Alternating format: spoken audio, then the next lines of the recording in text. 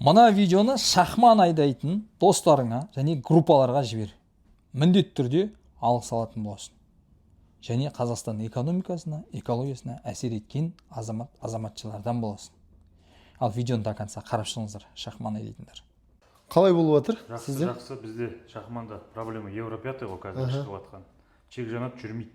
Маған енді отзывтарын оқыдық, форсунку тазалайды, магнит тазалайды, бір цитаны көтереді, жартысы жақсы болады. Сізде қалай болып жатыр? Бізде жақсы енді, чек жанбайды, жүріс жақсы дейді. Бізде енді 35 тонналап тасып жүріп қой, 25 тонна ғой тасуымыз керек. В общем, водительдер жақсы көріп тұр осы. Водитель.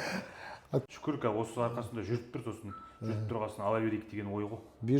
Міне бауырлар, шахман айдап жүрген мынау иесі. Бұл кісі ателепсем 2-3 шахманы бар сияқты әңгімелерге, осы жерде әңгімелерге қарасақ, мен Асекең жаңа видео түсірген жіберген, содан қарап айтып жатырмын.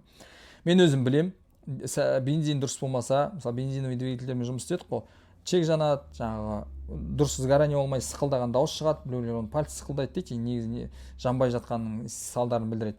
Сондай бір мәселелер болады. Дәл сол сияқты бұларда да болады екен да. Енді мен бұл салада болмағаннан кейін, мен білем деп айтпай ақ қояйын, бірақ практикада көріп жатырмыз. Ойлап қараңыздар, бір адамда 10 шахманы бар адам болуы мүмкін.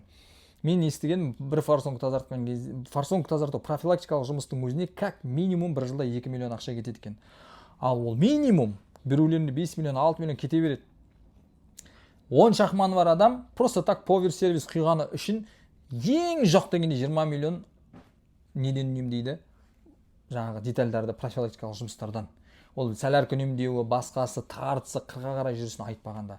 Сондықтан бұндай видеоны қалай бөліспейсің? Бұл тек қана әрине шахманға байланысты емес, барлық дизельдерге байланысты, алайда шахманда чек жану деген жаңағы болезнь бар екен деп айтып жатыр. Ал сіз шахман айдап жүрген болсаңыз, комментарияға жазып кетіңіз, бұндай болезнь бар ма, көп кездесе ме, әлде мүмкін осы кісілерде ғана кездесіп жатырған жағдай ма екен?